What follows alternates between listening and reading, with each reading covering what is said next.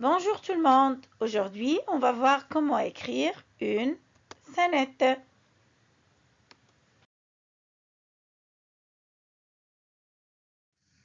D'abord, c'est quoi une scénette? Une scénette est une courte pièce comique avec un peu de personnages. C'est ce qu'on appelle aussi le sketch. Dans une scénette, on trouve les acteurs ou les personnages, les didascalies et aussi les répliques dites par les personnages. Pour les didascalies, je vais vous expliquer ce que c'est. Alors, pour les didascalies, j'ai essayé de chercher la signification de ce mot sur Internet.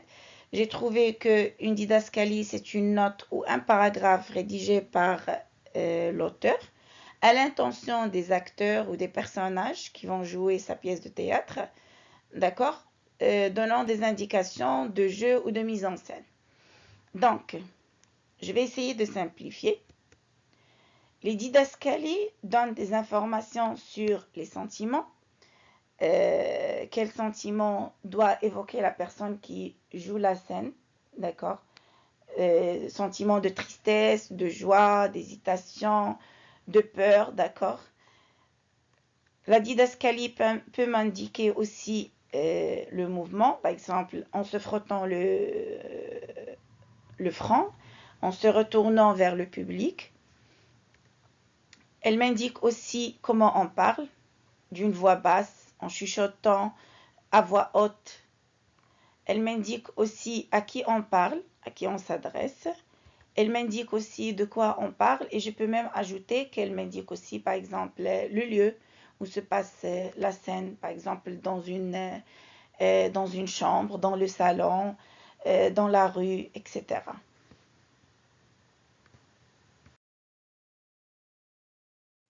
Prenons un petit exemple pour indiquer où se place chacune des parties ou chacun des composants de la scénette. Donc, voilà. Ce que j'ai marqué en rouge, ça représente les acteurs. Donc, ici, on a le docteur, l'infirmière et le brûlé. Ce que j'ai marqué en jaune, ça représente les didascalies. Et enfin, ce que j'ai représenté en noir, c'est la réplique. Ou bien, ce sont les répliques. Donc, si vous avez pu le constater, on a le nom du personnage qui parle, suivi de la didascalie. Juste après, on met un tiret ou deux points, d'accord? Et enfin, je vais ajouter la réplique ou bien, bien sûr, ce qui a été dit par le personnage. Je vais juste faire la remarque que des fois, on peut ne pas mettre la didascalie. On peut mettre seulement le nom du personnage, de l'acteur qui est en train de jouer la scène, suivi du tiret et de la réplique. C'est le cas pour la réplique du brûlé à la fin de la scénette. Donc, on n'a pas indiqué une didascalie. Passons maintenant à un petit exercice de mise en ordre des scénettes. Donc, l'objectif de cet exercice, bien sûr, c'est de voir si l'élève ou l'enfant arrivera à écrire le texte en respectant la disposition d'un texte théâtral et aussi en mettant les répliques dans l'ordre. Donc ici, les personnages, on a le serveur et le client. Une fois qu'on entend le mot serveur, donc on est dans un restaurant, on doit imaginer ce qui se passe dans la situation. On est dans le restaurant. Le serveur, bien sûr, il arrive. C'est lui qui va parler en premier. La didascalie que je vais utiliser ici, c'est dans une salle de restaurant. Je mets tiret. Monsieur a-t-il choisi un menu? Le client répond. Je ne vais pas utiliser une didascalie parce qu'il n'en a pas une appropriée à ce personnage. Tirer. Oui, tout à fait. Le serveur, maintenant, il va noter ce qu'il a choisi. Donc, on peut utiliser comme didascalie, prenons son stylo. Tirer. Que prendra monsieur en entrée? Le client. Tirer. un avocat avec une sauce vinaigrette.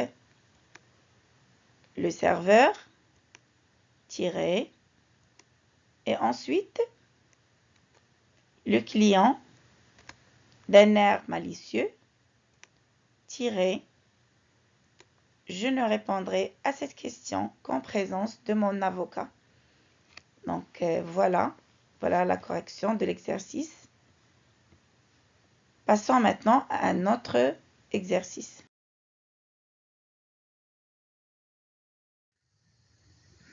Dans cet exercice, on va voir comment transformer une situation ou une petite histoire en scénette. Exemple 1.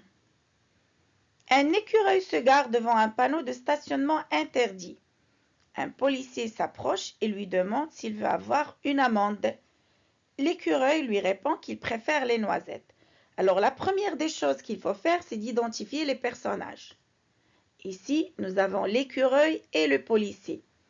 Qui va parler en premier? C'est le policier. Alors, après le nom du personnage, on doit mettre la didascalie. Ici, je peux dire à l'écureuil, c'est-à-dire à qui il va parler.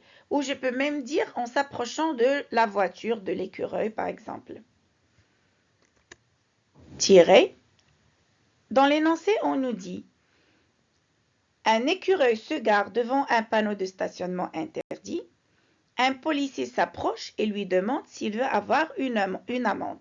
Donc ici, je peux écrire comme réplique « Tu veux avoir une amende ?» ou je peux expliquer pourquoi l'écureuil va avoir l'amende. « Tu t'es garé devant un stationnement interdit. Tu veux avoir une amende ?» Maintenant, c'est le tour de l'écureuil. Alors l'écureuil, il sait qu'il a fait une erreur en se garant devant ce panneau de stationnement. Donc, je peux utiliser comme didascalie en souriant. Tirer. Non merci, je préfère les noisettes. Passons à un autre exemple. Deuxième exemple. En se promenant sur le port, la petite fille montre un énorme bateau à son père. Son père lui dit que ce n'est pas un bateau, mais un yacht. La petite fille demande à son père comment s'écrit ce mot. Le père hésite et lui répond que finalement, elle a raison, c'est un bateau. Alors nous avons deux personnages ici, la petite fille et le papa. La petite fille parle en premier. Elle parle à son papa, tiré. Regarde papa, un énorme bateau. Alors son papa lui dit que ce n'est pas un bateau mais un yacht. Donc en souriant, non ma fille, ce n'est pas un bateau, c'est un yacht. Alors la fille, en réfléchissant, parce qu'elle ne sait pas comment on écrit ce mot, elle demande à son papa, et comment on écrit ce mot? Alors le papa, en hésitant, qu'est-ce qu'on a dit dans l'énoncé? Le père hésite et lui répond que finalement, elle a raison, c'est un bateau. Donc le papa, en hésitant, tiré, tu sais, finalement, tu as raison, c'est bien un bateau. Voilà, c'est la fin de cette vidéo. Je vous dis à très bientôt et à la prochaine.